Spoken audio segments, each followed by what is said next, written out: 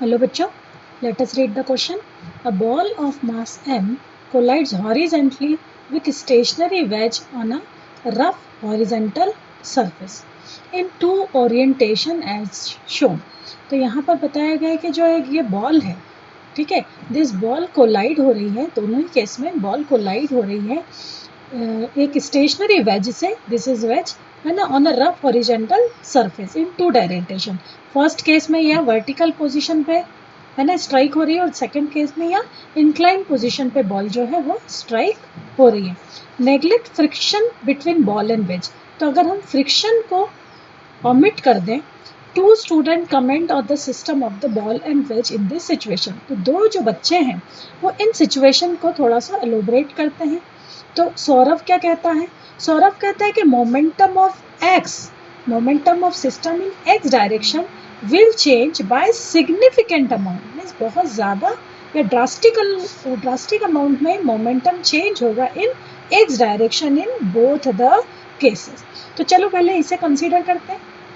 राहुल का कहना है कि मोमेंटम, अब यहाँ हम देख सकते हैं कि जो बॉल है वो हॉरिजॉन्टल डायरेक्शन में ही स्ट्राइक हो रही है, ठीक है. तो हॉरिजॉन्टल डायरेक्शन में स्ट्राइक हो रही है, ठीक है, बॉल.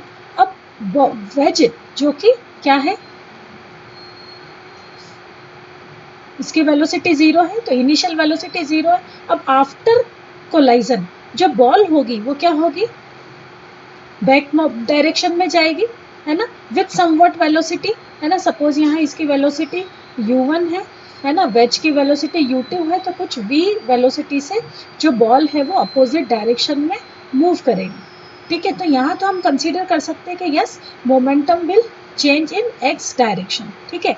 अब अगर सेकेंड केस को कंसीडर करें तो इस केस के लिए जो सौरभ का जजमेंट है वो करेक्ट है, ठीक है.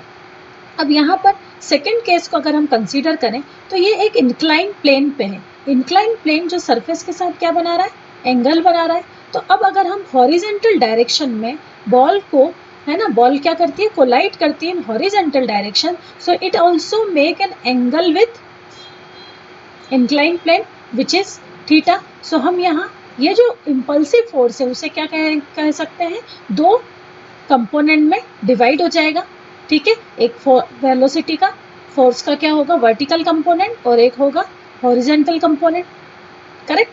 तो अब जो है इम्पल्सिव फोर्स जो है, ये जो फोर्स है जिसे हॉरिजॉन्टली इस बॉल पे हॉरिजॉन्टली इसे, है ना, कोलाइड किया गया, तो अब जो ये जो वेलोसिटी के दो कंपोनेंट है इन दोनों ही डायरेक्शन में जो है बॉल है मूव करेगी. सपोज अगर ऊपर भी जाती है तो हॉरिजॉन्टल डायरेक्शन में भी वेलोसिटी होगी उसकी और वर्टिकल में भी, करेक्ट है. तो जब हम ये कहेंगे कि सिग्निफिकेंट अमाउंट में एक्स डायरेक्शन में मोमेंटम चेंज होगा, तो नहीं, because relative velocity will develop in this case. और रिलेटिव वेलोसिटी किसी एक डायरेक्शन में वेलोसिटी से हमेशा ही क्या होती है, कम होती है. तो इस केस के लिए सौरभ का जो जजमेंट है वो क्या है, रॉन्ग है ना. इस केस में एक्स डायरेक्शन में मोमेंटम में सिग्निफिकेंट चेंज नहीं आएगा, बल्कि मोमेंटम दोनों डायरेक्शन में क्या होगा, कंजर्व होगा, X direction and Y direction both.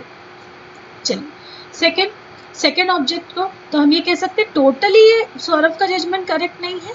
One case के लिए ट्रू है, वन केस के लिए फॉल्स है. तो ओवरऑल हमारा जो सौरभ का जजमेंट है वो रॉन्ग है.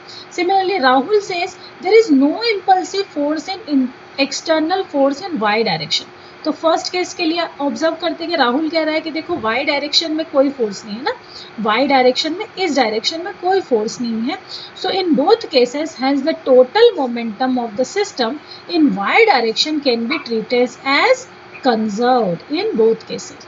तो बोल रहा है ना, तो फर्स्ट केस में y डायरेक्शन में कोई, है ना, इम्पल्सिव फोर्स है, नहीं सेकेंड केस में y डायरेक्शन में कोई इम्पल्सिव केस है. इसलिए दोनों ही केस में y डायरेक्शन में मोमेंटम को हम कंजर्व कह सकते हैं, because f external in y direction according to Rahul is 0. Okay, चलिए अब यहाँ पर देखते हैं राहुल का क्या कहना है. अगर इस डायरेक्शन में देखें तो राहुल इज करेक्ट, क्योंकि जो बॉल है उसे हॉरिजॉन्टली थ्रो किया गया, वर्टिकल डायरेक्शन में कोई इम्पल्सिव फोर्स अप्लाई नहीं हुआ है, तो वर्टिकल डायरेक्शन में किसी तरह का मोमेंटम कंजर्व नहीं होगा, ठीक है. सॉरी वर्टिकल डायरेक्शन में मोमेंटम कंजर्व कर सकते हैं। सेकंड केस में अगर हम देखें तो वही सेम चीज़ है बच्चों कि जो बॉल है वो इंक्लाइंड प्लेन पे है तो एंगल बना रही है, तो यहाँ x और y दोनों ही डायरेक्शन में मोमेंटम कंजर्व होगा। ठीक है, सो सेकंड केस के लिए राहुल भी क्या है, गलत जज कर रहा है। इसके लिए हम ओवरऑल कह सकते हैं कि राहुल का भी टोटल ओवरऑल जजमेंट जो है गलत है, इसलिए both are wrong. This both student has, है ना, कि जो अजम्पशन उन्होंने समझे हैं इन केस को देखकर वो दोनों ही क्या है, गलत है, इसलिए option D is correct, both are wrong. I hope this is clear to you. Thank you.